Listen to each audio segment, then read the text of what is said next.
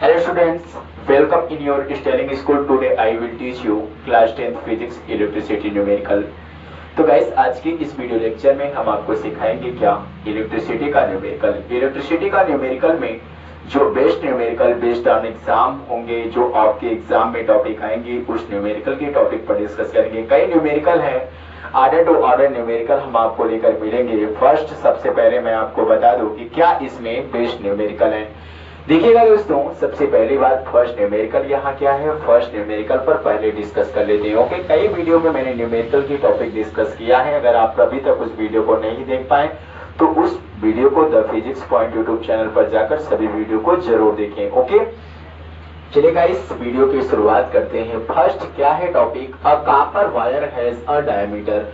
कोई कॉपर का वायर है जिस कॉपर के वायर का डायमीटर क्या है, डायमीटर आपका है 0.5 mm। 0.5 mm कहने का मतलब 0.5 मिलीमीटर। ओके गाइस, चलिए आगे बढ़ते हैं। एंड रेजिस्टिविटी, रेजिस्टिविटी कहने का मतलब प्रतिरोधकता। प्रतिरोधकता उसकी क्या है, रो की value, resistivity of 1.6 into 10⁻⁸ ohm metre. तो एक इसकी वैल्यू है, वैल्यू ऑफ क्या है, रो की वैल्यू है। रो को हम आप कहते हैं क्या, प्रोपोर्शनलिटी कांस्टेंट या also known as resistivity. Okay, resistivity की हिंदी होती है प्रतिरोधकता। क्वेश्चन को समझ लीजिएगा, टॉपिक आराम से सॉल्व हो जाएगा।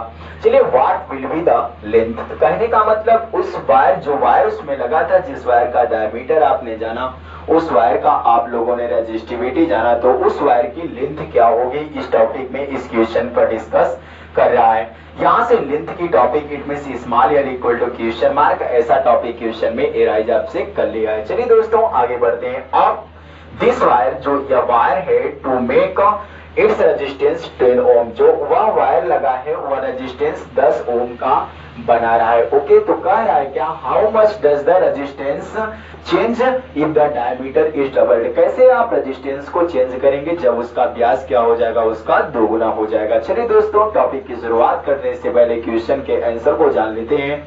यहां से देखिएगा, डायमीटर मैंने आपको बताया आपका कितना है, 0.5 मिलीमीटर है। 0.5 मिलीमीटर है तो 1 मिलीमीटर इक्वल टू 10⁻³ मीटर होता है। 1 मिलीमीटर इक्वल टू 10⁻³ मीटर होता है। इतनी टॉपिक आपको अच्छे से पता है।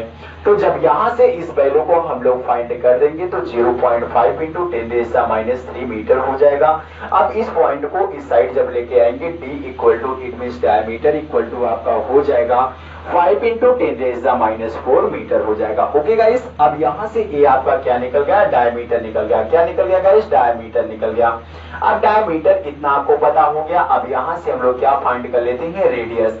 जो रेडियस होता है डायमीटर का हाफ होता है, it means diameter by 2 equal to radius. अब यहां से डायमीटर की वैल्यू अगर आपको पता है तो रेडियस आप कैसे निकालवाओगे दोस्तों, क्लियर करके टॉपिक को समझ लीजिएगा। सबसे बड़ी बात यहाँ जानने की क्या होगी कि डायमीटर की वैल्यू आपको पता है क्या, 5 इंटू 10⁻⁴ अपॉन 2। ओके, अब यहाँ से देखिए, जब 2 में आप 5 का डिवाइड करेंगे तो कितना आ जाएगा, 2.5। जब 2.5 आ जाएगा तो इसको जब सॉल्व करेंगे, 2.5 इंटू 10⁻⁴ मीटर, ये आपका क्या गया दोस्तों, रेडियस आ गया। तो रेडियस निकल गए, डायमीटर निकल गए। यहाँ लेंथ ऑफ वायर सबसे पहले आपको फाइंड करना है। एक एक टॉपिक को क्लियर करके समझो। अब यहाँ से देखिए, रेजिस्टिविटी मैंने आपको अभी बताया कि रो की वैल्यू आपको पता है 1.6 इंटू 10⁻⁸ ओम और मीटर। अगर रेजिस्टिविटी इतना पता है तो रेजिस्टेंस भी आपके पास है। रेजिस्टेंस कितना है, ये आपका रेजिस्टेंस है RASISTANC, रेजिस्टेंस भी आपको पता हो गया है। रेजिस्टेंस आपका कितना है, 10 ओम। ओके गाइस, तो हम यहाँ से मैंने आपको बताया था कि जो रेजिस्टेंस होती है किन किन कारकों पर निर्भर करता है, किन किन फैक्टर पर डिपेंड होता है। इस तरीके से ये वाला फार्मूला का मैंने डिराइव करवाया था, R equal to rho L upon A। अब यहाँ से रो A अपान L। अब देखिए दोस्तों, सबसे बड़ी बात यहाँ से मैं आपको बताऊं कैसे आप रो L अपान A होता है, रो इंटू एल अपान ए होता है। जब इसको यल की वैल्यू आप निकालोगे, यल की वैल्यू जब यहाँ से आप निकालोगे तो एल की वैल्यू कितना हो जाएगा, आर ए अपान कितना हो जाएगा, यल हो जाएगा। ओके दोस्तों, तो रो की यहाँ यल की वैल्यू आपकी फाइंड हो गई। यल की वैल्यू आर ए अपान कितना हो जाएगा, रो हो जाएगा। अब देखिए स्मॉल यल आर ए मतलब एरिया, एरिया क्या होता है, पाई आर स्क्वायर अपान कितना, रो, तो रो मैंने यहाँ क्या कर दिया, राइट कर दिया। ओके गाइस, अब आगे बढ़ते हैं। यहां से देखिए स्मॉल यल इक्वल आपको कितना मिल जाएगा 10 इंटू 22 अपान कितना हो जाएगा 7 इंटू 2.5 इंटू 10⁻⁴। कहने का मतलब 10 आपको रेजिस्टेंस दिया है, पाई की वैल्यू आपको 22 अपान 7 रखी है, 3.14 रखी है, आपके ऊपर डिपेंड है। आर की वैल्यू आपको पता है 2.5 इंटू 10⁻⁴ मीटर। यहां से रखकर आर का स्क्वायर था इसलिए स्क्वायर कर दिया अपान रो की वैल्यू आपको पता है 1.4 इंटू 10⁻⁸ ओम मीटर। ओके दोस्तों, अगर इतनी टॉपिक समझ में आई है तो आगे बढ़ जाइए। L इक्वल टू कितना हो जाएगा 10 इंटू, जब यहाँ देखेंगे तो 22 अपान 7 इंटू इतने को जब आप सॉल्व करेंगे, इट मीन जब आप इतनी टॉपिक को लेकर अपने पास से सॉल्व करेंगे तो 1.964 इंटू 10⁻⁷ आ जाएगा upon 1.6 into 10⁻⁸। After solving we get, कहने का मतलब यहाँ लिख लेंगे आफ्टर सॉल्विंग वी गेट। कहने का मतलब सॉल्व करने के बाद हम क्या पाएंगे, L इक्वल टू 122.7 मीटर आ जाएगा। कहने का मतलब जो वहां लेंथ ऑफ द वायर आपका आ जाएगा वह 122.7 मीटर आ जाएगा। अब हम आपको बताएंगे क्या कि यह जो डायमीटर का वायर होता है डबल्ड कैसे होता है। चलिए दोस्तों आगे बढ़ते हैं। ओके दोस्तों, अब चलिए टॉपिक की शुरुआत लेकर आगे बढ़ते हैं। अब डायमीटर इज डबल्ड, यहाँ डायमीटर इज डबल्ड की टॉपिक आई है तो यह कैसे होता है इस टॉपिक को भी क्लियर करके डिस्कस कर लीजिए। अब यहाँ से देखिएगा, सबसे बड़ी बात मैं आपको बता दूं, जैसे मान लीजिए अभी तक आपने लेंथ ऑफ वायर निकाल लिया 122.7 मीटर, कितना आ गया लेंथ ऑफ द वायर। अब देखिए डबल्ड की बात किया, यहाँ मैंने लिखा when the diameter is the doubled, तब न्यू डायमीटर कितना हो जाएगा 2 into old diameter. Old diameter कितना था आपको पता है, देखिए न्यू रेडियस मैंने निकाला 2 into old radius, old radius भी निकल जाएगा। ओके, एंड न्यू एरिया कहने का मतलब pi into new radius, pi into new radius कहने का मतलब 2 इंटू ओल्ड रेडियस था, ओल्ड रेडियस स्मॉल आर था तो 2r का स्क्वायर हो गया। अब 2r का स्क्वायर जब तोड़ोगे 4r का स्क्वायर, इसलिए कितना हो गया 4 पाई r स्क्वायर। ओके डियर, अब ध्यान से समझ लीजिएगा, यहाँ न्यू एरिया की अगर बात करोगे तो न्यू एरिया आप देख सकते हो 4 into old area, 4 into old area कहने का मतलब कैपिटल ए था तो 4a हो गया। ओके, 10 न्यू रेजिस्टेंस, पहले रेजिस्टेंस कितना था rho equal to R A अपान यल था, आर यल अपान ए था, लेकिन यहाँ अब की बात अगर की जाएगी 10 new resistance rho L upon new resistance equal to rho L new area कितनी आ गई आपकी 4a आ गई। ओके दोस्तों, अब यहाँ से देखिए 1/4 इंटू ओल्ड रेजिस्टेंस, अब हो क्या जाएगा 1/a रो यल अपान ए किसका है पता है, ओल्ड रेजिस्टेंस है। क्या है आपका ओल्ड रेजिस्टेंस, तो यहां से लिख सकते हैं क्या, if the diameter doubles resistance become 1/4 times. Okay दोस्तों, चलिए टॉपिक को लेकर आगे बढ़ते हैं। चलिए दोस्तों अब क्वेश्चन नंबर 2 देखते हैं। क्वेश्चन नंबर 2 आपकी टॉपिक क्या है, so how you would connect 3 resistance. आप 3 रेजिस्टेंस को कैसे कनेक्ट करेंगे।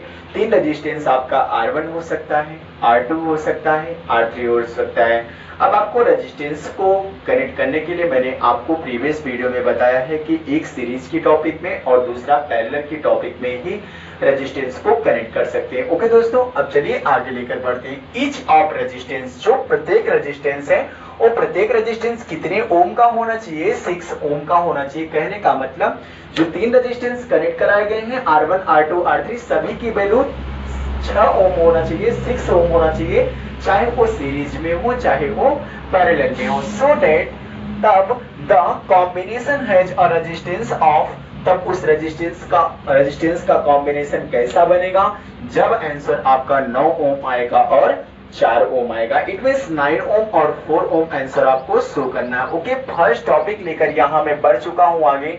फर्स्ट टॉपिक आपका क्या है, 2 रेजिस्टेंस इन पैरेलल, जो 2 प्रतिरोध हैं वो किसमें है, समांतर क्रम में है।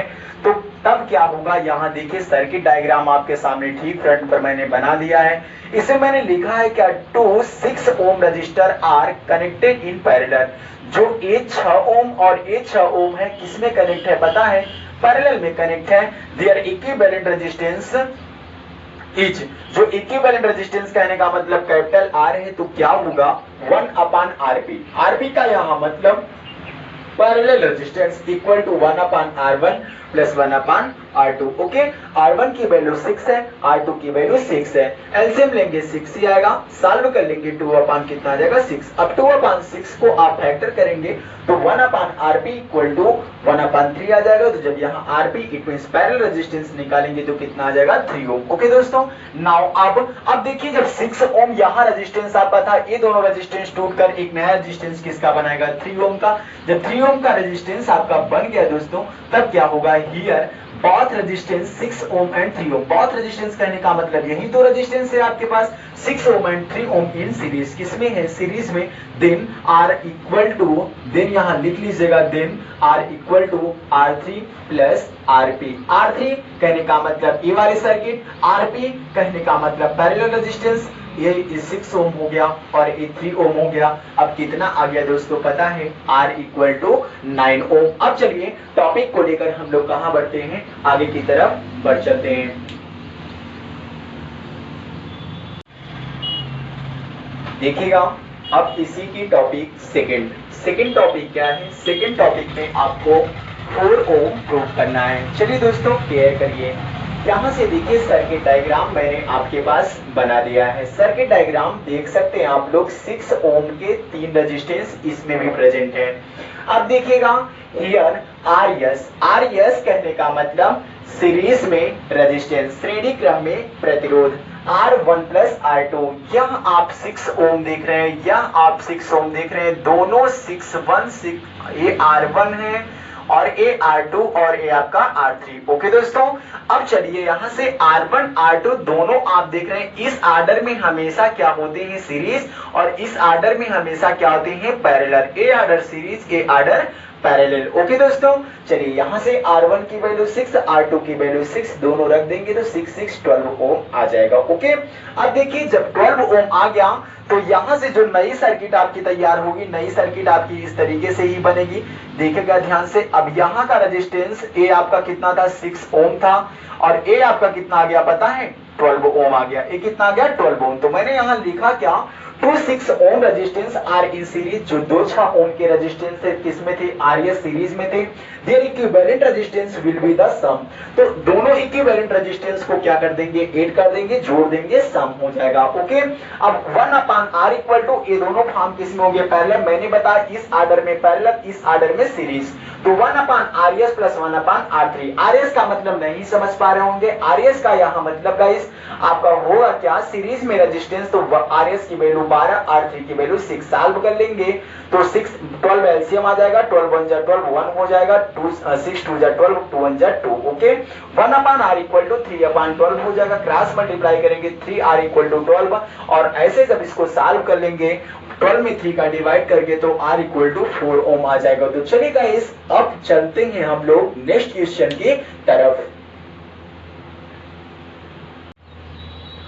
देखिएगा दोस्तों, अब क्वेश्चन नंबर 3 लेकर हम प्रेजेंट हुए हैं। क्वेश्चन नंबर 3 क्या कह रहा है गाइस, यहाँ से देखिए आपके पास 2 लैंप है, 188। देखिए 2 लैंप की बात किया है, एक लैंप की सबसे पहले हमने डिस्कस किया कि 1 रेटेड, एक पर पावर 100 वाट के पावर है और 220 वोल्ट का उस पर क्या है पोटेंशियल दिया गया है। और वही सेकंड पर द अदर 60 वाट का आपका पास पावर है और वही पोटेंशियल डिफरेंस कितना है 220 वोल्ट है। ये सब किसमें कनेक्ट किए गए हैं गाइस, पैरेलल में कनेक्ट किए गए हैं। 2 electric mains supply what current is drawn from the line of the supply voltage is 220 volt। 220 volt में सप्लाई कैसे करंट का होगा, सिर्फ इसी टॉपिक के बारे में हमें जानना है। चलिएगा इस टॉपिक की शुरुआत करते हैं। कितना करंट फ्लो होना है 220 वोल्ट के रेजिस्टेंस पर, इस टॉपिक को हम कैसे 2 मिनट में निकालना सीखेंगे अच्छे से। देखिए सबसे पहले 1 रेटेड, पहले लैंप की बात करते हैं। पहला लैंप यहाँ फर्स्ट स्टार मैंने बना दिया है।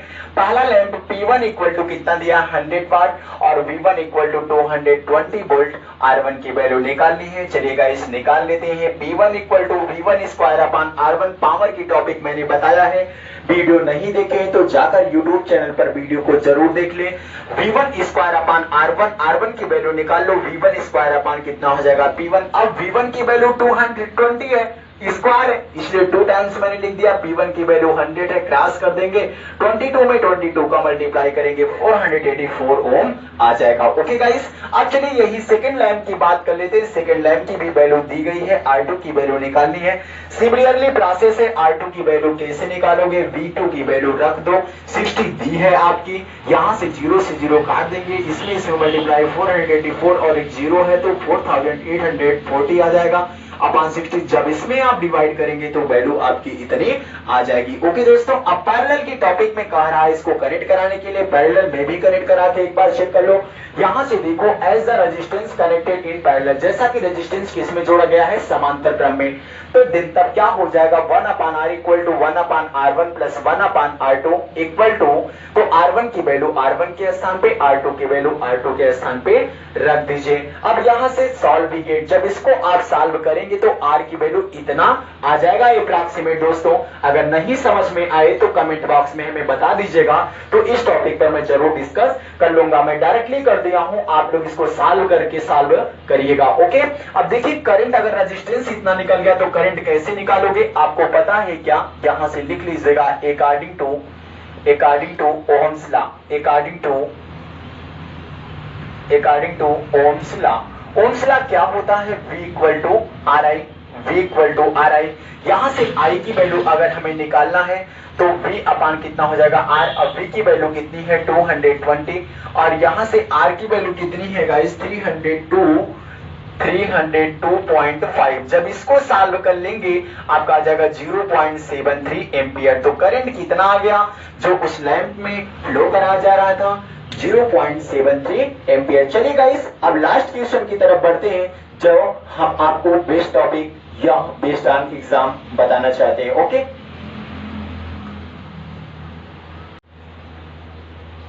ओके स्टूडेंट्स, अब चलिए इस क्वेश्चन की टॉपिक को भी देख लेते हैं। देखिए यहां कह क्या रहा है, विच यूजेस मोर एनर्जी, मतलब आपके पास दो टॉपिक है, किसमें अधिक से अधिक एनर्जी यूज की जाएगी, सिर्फ यही क्वेश्चन पूछ रहा है। ध्यान से देखने वाली बात होगी। पहला तो टीवी सेट है 250 वाट का, उसके पास आप कह सकते हैं कोई स्टेबलाइजर है, और जिसमें वह 1 घंटे में 250 वाट को एडजस्ट कर लेता है। या वही दूसरी टॉपिक, 1200 वाट 1200 वाट का कोई टोस्टर है जो 10 मिनट के लिए यूज कर लेता है। तो किसमें एनर्जी ज्यादा कंज्यूम हो रही है, सिर्फ यही टॉपिक आपसे पूछ रहा है। चलिए यहां से बात करते हैं। P1 इसको मान लिए हैं 250 वाट, और टाइम कितना 1 आवर इक्वल टू 3600 सेकेंड। वह दूसरी टॉपिक मैंने मान लिया P2 equal to 1200 watt, T2 equal to 10 minute equal to 600 second. Since we know that, चूंकि हम जानते क्या, इक्वल टू PT। यहां से अगर ये फार्मूला है आपका, ये क्या है, फार्मूला फिजिक्स, ध्यान से समझ लीजिएगा। यहां से E1 इक्वल टू P1T करेंगे, P1 मतलब 250, T1 यहां T1 करना चाहिए था, ये T2 हो जाएगा।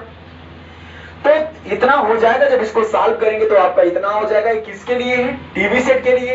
वही E2 जब एनर्जी निकालेंगे तो P2 T2 हो जाएगा, P2 की वैल्यू 1200, T2 की वैल्यू 600, सॉल्व कर लेंगे कितना आ जाएगा। ये किसके लिए है, टेस्टर के लिए। अब आप देख सकते हैं कि इसके पास एनर्जी ज्यादा है, E1 की वैल्यू इतनी है, E2 की वैल्यू इतनी, 10 की पावर 5 10 की पावर 5 सेम है, लेकिन यहां 9 है, यहां 7.2, तो किसके पास ज्यादा है, 9 वाले के पास। इट मींस E1 की एनर्जी क्या है, ज्यादा, किससे, E2 से। तो आप कह सकते हैं टीवी सेट के लिए आपका एनर्जी कितना है, 9 × 10 के घाते 5, और टेस्टर के लिए आपका 7.2 × 10⁵ जूल है। It means E1 is greater than E2, E1 बड़ा है और E2 छोटा है। टेस्टर के पास एनर्जी का पावर कम है, और जो आपका टीवी सेट है उसके पास ज्यादा है। तो गाइस, आज के सिर्फ वीडियो में इतना ही। अगर नेक्स्ट टॉपिक की वीडियो में आपको कोई भी डाउट होता है तो जरूर कमेंट बॉक्स में बताइएगा। अगले टॉपिक में मिलने के बाद उस टॉपिक पर जरूर डिस्कस किया जाएगा। अगर अभी तक आप मेरे चैनल को सब्सक्राइब नहीं किए हैं तो प्लीज मेरे चैनल को सब्सक्राइब करके बेल आइकन को क्लिक करें, ताकि हर एक आने वाले नए वीडियो का नोटिफिकेशन सबसे पहले आप तक पहुंचे। Thank you.